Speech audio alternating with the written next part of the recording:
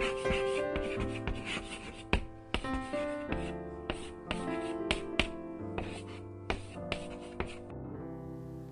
I'm dealing with a parallelogram, I can use a few different properties in order to find missing values or find missing sides. One of those properties we have of a parallelogram is that opposite sides are congruent to each other. So I know that x plus 4 is going to be equal to 12, and if I solve that equation, then x has to be 8, obviously. It does say to state the property used, so I'll probably put a little note that says opposite sides are congruent to each other.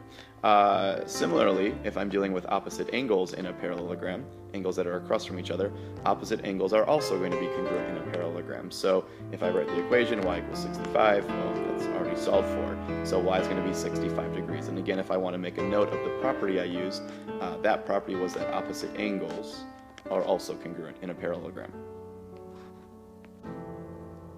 An additional property of parallelograms is that consecutive angles, angles that are next to each other, are supplementary, meaning they add up to 180 degrees. And this comes from our old idea that if we had parallel lines cut by a transversal, which is kind of what we have in a parallelogram, angles on the same side that are consecutive are going to add up to 180. So in this diagram up here, x plus y would be equal to 180 degrees. And similarly, angles that are next to each other horizontally are also going to add up to 180. So let's use that property to find the measure of all the missing angles in this diagram below. So I'm actually going to start with angle G. Now angle G is not a consecutive angle, it's an opposite angle, but I recall that opposite angles are congruent, so I'll make a note of that angle G is 60. And I may want to state the property that I used, that was the fact that opposite angles are congruent. Next up, I need to find those consecutive angles, angles that are next to each other. So I put 60 in my diagram as well. So these two angles right here are next to each other. So angle F needs to be supplementary to angle E, which means together they need to add up to 180. So 180 minus 60 gets me angle F as 120 degrees. And the reason I knew that was not for the same reason as up above, but my new reason that consecutive angles are supplementary. And then finally, to find my last angle, angle H, I could find that a couple different ways.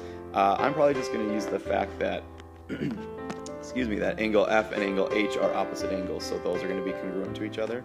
So I would say that angle H is also 120 degrees, and my reason is going to be that opposite angles are congruent. We could have proved that using supplementary angles as well. Either way would get you 120 degrees. So there's all 4 of my angles in that parallelogram. And they give me that side 8, but since they didn't ask for any sides, that was just there as extra information.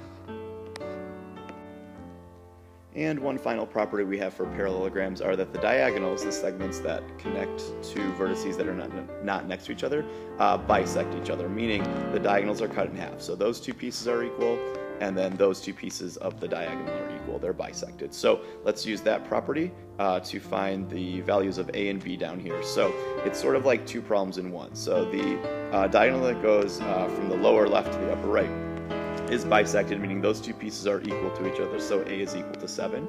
And if I want to state the property used, it's just that property up above, so I'm going to be lazy and just circle it up there. So diagonals bisect each other is the property that I use.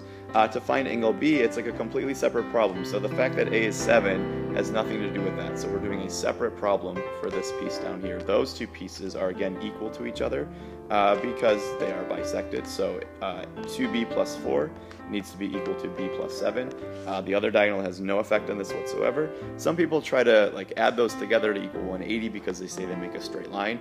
Or remember, 180 has to do with angles and degrees, and I'm working with segments and diagonals right now, so don't mix 180 into these problems. That has nothing to do with it. So let's go ahead and solve this equation. I'll subtract a B from both sides and get B over here, and then I'll also subtract 4 at the same time.